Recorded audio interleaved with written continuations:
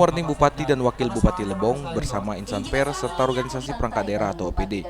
Kepada semua media cetak, elektronik maupun media online yang bertugas di Kabupaten Lebong, Bupati meminta untuk saling bekerja sama dalam pemberitaan maupun ekspos kegiatan yang ada di Lebong.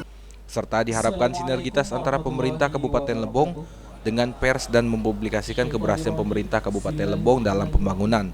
Terlaksananya acara ini tak lepas dari peran dan jabatan oleh Dinas Komunikasi dan Informasi atau Diskominfo Kabupaten Lebong.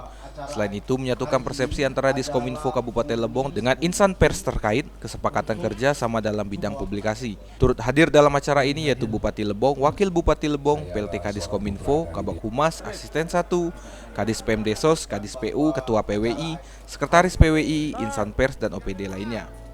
Dari Tubei, Widya Susanti, Lebong TV melaporkan.